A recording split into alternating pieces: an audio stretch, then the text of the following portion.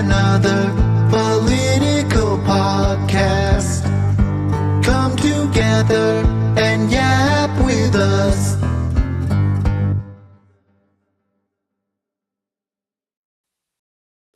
Thank yous for all being here. Another political podcast yet. I am so excited to be telling you about all the dumbest political news of the week. And if nobody has any idea why I'm talking like Melania Trump, well... Hoo-yah, Navy! Hoo-yah, Navy! Hoo-yah, Navy!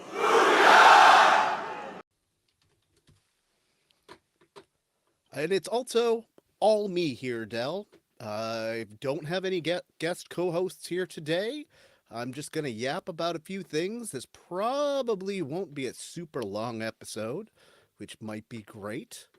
So the president and the first lady addressed the 250th anniversary of the formation of the U.S. Navy. Go Navy! That's lovely. I think it's actually probably the most coherent speech Trump himself has given in quite a while. He only spent in an hour, maybe 2 minutes attacking his enemies. That's that's something. But Melania's speech before it, just to get everybody riled up, it was like, wow, we're deporting all the immigrants, but this woman gets to stay. Yeah, she got an anchor baby by a very big orange baby, and now she too's forget to be the staying in the United States. Probably the biggest, I don't even know if it's big, this week is Pam Bondi testifying before Congress. And here's the thing, nothing came out of it. Almost everything I have watched for this political content in the last few weeks is like, why did I watch this? Either it was so standard, there's nothing there, or it's just so dumb like this, where she like literally wouldn't answer questions that could have gone on the record. And it's not like she's just being asked by some reporter to give some information. She's being asked by the Senate Oversight Committee to tell them what's going on. And she's just like, no, here's like a very long clip I put together.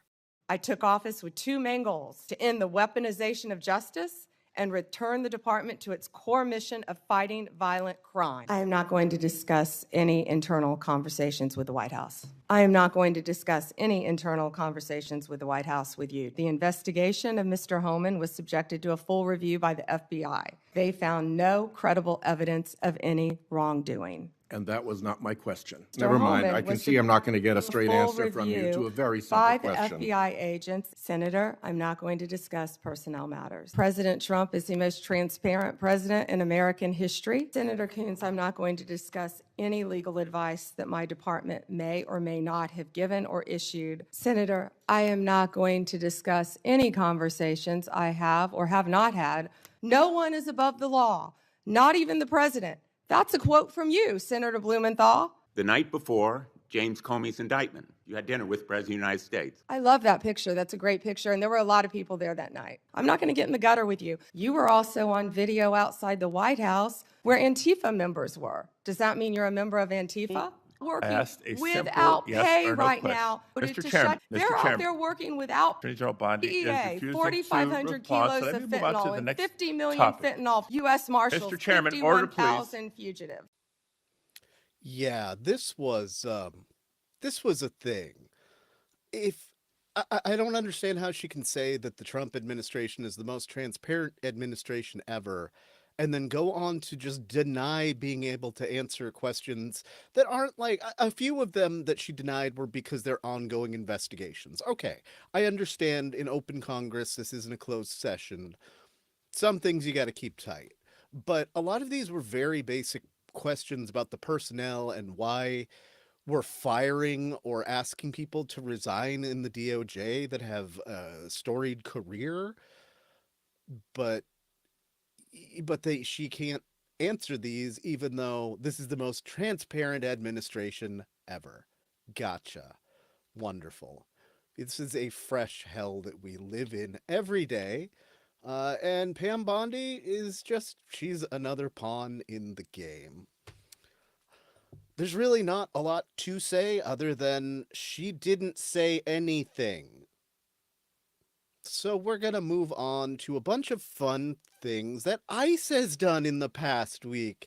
Those ever so fun people from the Department of Homeland Security just making our country safer or something, or maybe not. Maybe they're zip tying children together. Maybe even though we're in a government shutdown, they can jump out of helicopters like it's an action movie and zip tie people together, some of which are U.S. citizens in Chicago.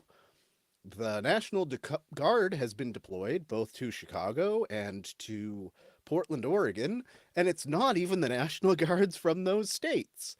They are from Texas and California, because it would be illegal for the president to federalize the troops of those states to go into their own states without a whole bunch of more lies, like invoking the Insurrection Act, which we've heard a lot about is maybe coming to that. So January 6th wasn't an insurrection. All those people get out of jail free. But anybody that goes out on the street dressed like a frog protesting masked goons coming and yanking people off the street, those are insurrectionists, apparently. I don't know what timeline we're currently living in, but it is not the best one. Going along with this story about zip tying children by ICE, I have it on very credible authority from somebody that I know this weekend that went to a big, massive family event with booths, and there was not one, but 2 booths for ICE, like signups and just generally trying to make the public feel like they're not the brown shirts that they actually are.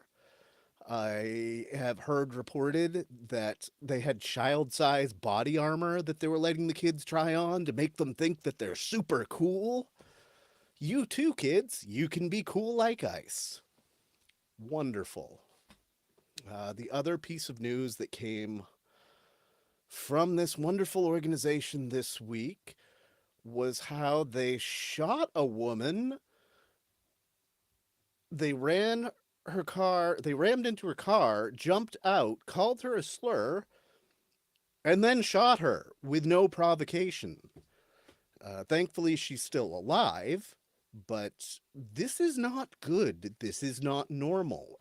This is not what our ICE officers are supposed to be out there doing. We do need some border enforcement, and when they are going for the actual bad guys that are doing crimes, fine, great, go do your job.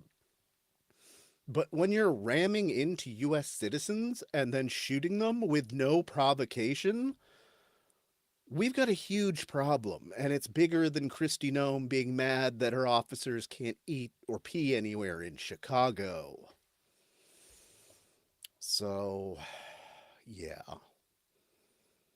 Yeah, we talked about the National Guard going into Portland and Chicago. Not even the National Guards from those states, but from Texas and elsewhere, because why not? I would really like to see the receipts coming out of this from local businesses out of DC and now out of Portland, Chicago, Memphis.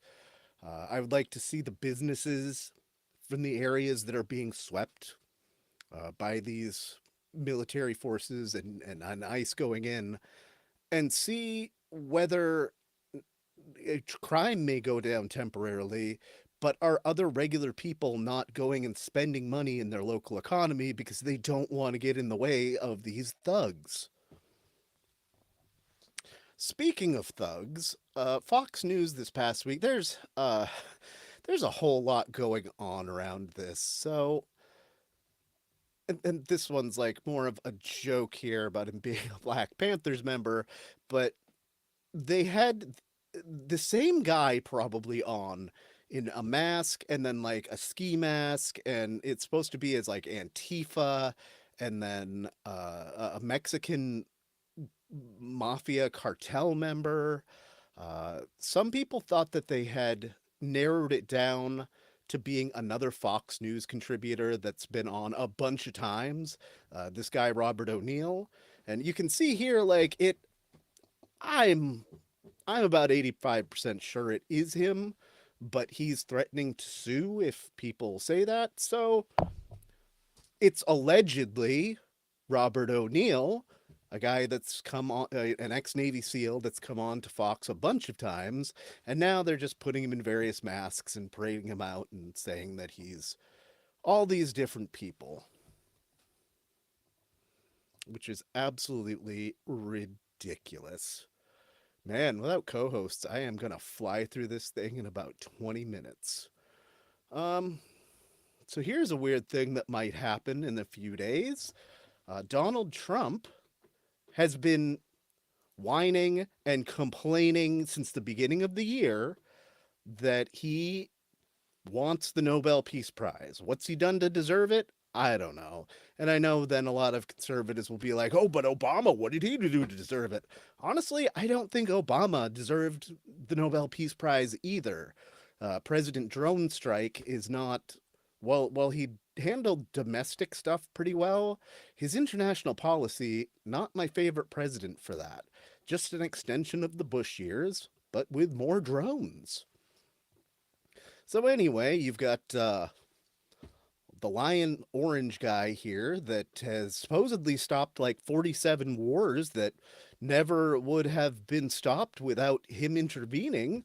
So he deserves the Nobel Peace Prize. Supposedly the body that governs that in Norway has already decided who it is. I had originally heard that they were going to announce that tomorrow, but now I've heard that they're not going to announce that till Monday. And that the Norwegian government, even though they have nothing to do with the body that chooses the Nobel Peace Prize winner, they're prepping for fallout from Trump in case he doesn't get it.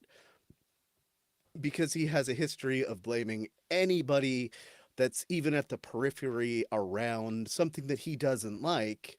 So they're worried that there may be some kind of fallout coming from it, like tariffs or something of that nature. We'll see what happens. I didn't think he had a chance. I hope he doesn't have a chance, but where like, oh, he just put in the peace process that's now going to stop the war between Israel and Gaza, which nudge, nudge, wink, wink. We'll see if Israel actually does the things that they're supposed to do here, because it seems like they're hell-bent on taking over Gaza one way or another. But if that happens, that's also great. I'm glad that we're finally gotten to ceasefire talks, and they've actually stopped, indiscriminate killing for at least a few days until this peace process can take hold. So that'll be an interesting thing to watch here coming up over the next week. Boy, I only have 2 more things for you guys. And this one was just reported a couple of hours ago before the show started. The Attorney General for the Southern District of New York, Letitia James, who famously put together the indictments and whose office prosecuted President Trump for the 34 felony counts that he holds that he has no actual repercussions from because him became president. She has gotten caught up in his wake of revenge and the campaign that he's been on ever since he got into the White House. Anyone that's ever crossed him, he's crushing, despite Pam Bondi. One of the few things she said in her Senate hearing this week was that the weaponization of the Justice Department has ended. Even though, like, the Justice Department was never weaponized against anybody until now. Just because Trump did some bad things and got prosecuted for very specific things going into it that he could have just not, especially when it came to the documents that were found at Mar-a-Lago. He knew for a year that those needed to be turned over, and he kept lying about having them. So the National Archive eventually wanted those things back. And apparently that's a bridge too far for the MAGA crowd. And the charges, this is the same thing with Comey. It's like he wants them indicted, and then he's asking an attorney that he has now put into a very high position that has never had any prosecutorial experience prosecuting these people.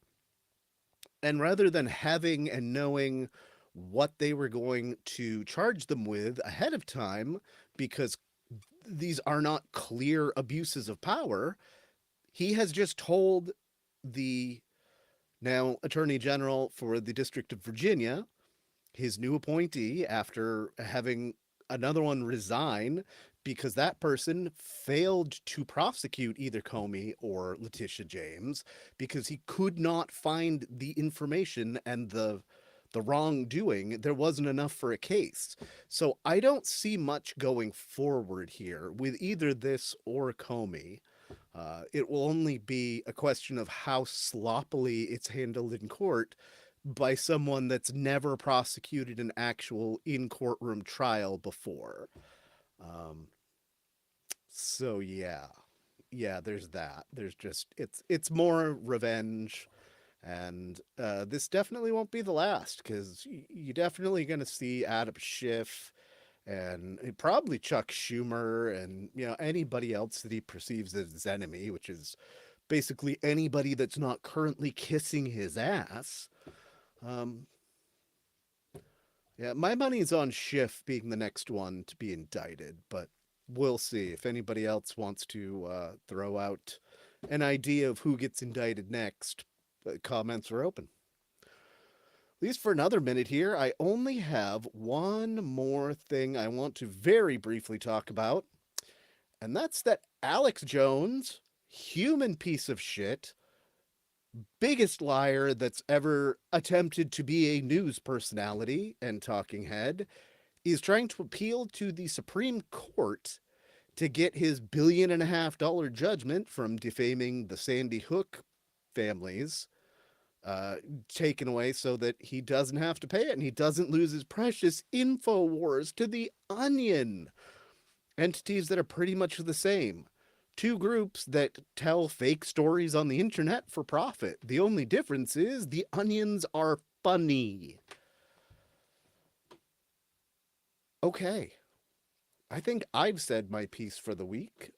If any of you want to get in the chat here before I shut this thing down like it's InfoWars, I'll keep the line open for just a minute. But that's all I had to talk about. I was assuming we were going to have 2 or 3 of us here to banter this stuff back and forth. And there's no like major scandal this week. The last few weeks, we've had these huge topics of things that have happened, and there's enough really small, stupid things that have happened this week, but, you know, thankfully not a huge, gigantic level proportion. I mean, we still got the government shutdown, which doesn't see any end in sight. Democrats want to help people keep their health care. It has nothing to do with illegals.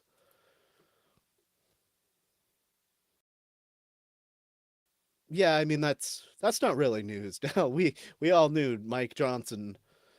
I guess, oh, well, that's more of a question. Do you think that Mike Johnson's Grindr history that was put out by that random person is real? I have my doubts, but I want it to be true. I really do.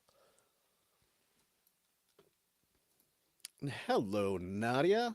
Yeah, you didn't miss a lot. It's just me ranting. I've already run through my stuff.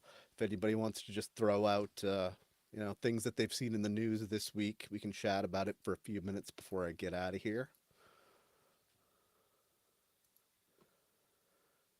Yes, this may be. I am kind of worried about this air controller thing because they've been understaffed for years, and we're coming up really kind of on the cutoff because there is an age cutoff for air traffic controllers, and when Reagan fired them all back in the 80s, we're now coming to that age 40-ish years later where all of the controllers that they had to hire are aging out, and there really isn't anybody else left in the pipeline that they could even fast track into the job.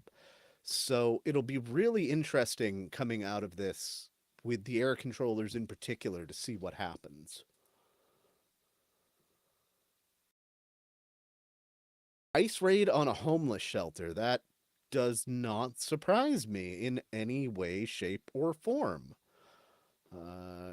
I am surprised that it's not in the news, but also I'm kind of not because the news seems to be capitulating to Trump and being afraid of him. So thanks for sharing that terrible piece of news, Dell. Yes, transporters. Absolutely, transporters. And I'm going to get Alex Jones off the screen here. What have I got that's better? The 250th anniversary of the Navy. Let's leave that up because that makes me feel way better. Even if I'm not feeling super patriotic, I do care about our armed forces. And I hope someday when Trump asks them to do the dumbest thing ever, that they stand down. But one major, gigantic, freaking problem at a time. Yeah, that's. But I mean, kind of like what we've been talking about, where Letitia James just got, for doing her job, just got an indictment. Anybody that doesn't bend the knee is going to go to jail, I guess. That seems to be where we are, and it's not good. All right, everybody. This is this is definitely going to be. Yes, that too. I am very worried about that between now and our next election. And I'm not even talking about the next presidential election. I'm just talking about the midterms, which are just over a year away. I have no idea whether we are going to be in just a normal voting country by then. I hope so. I'm very worried, Nadia. Be glad you live just north of that border.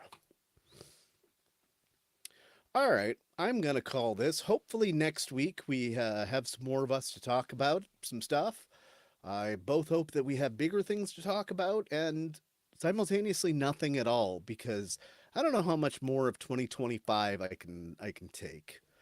This has been the most unnerving year. I mean, 2020, that was a thing with COVID. This is worse because you never know. At least with COVID, you had very set expectations and we knew what we had to do, whether we did it or not. We had clear expectations. There are no expectations. Nothing is unprecedented anymore. Nobody knows what's going to happen going forward. So, all I can do is tell you to hope for the best, prep for the worst, and we'll see you next week on here to yap about something else. Till then, live long and prosper.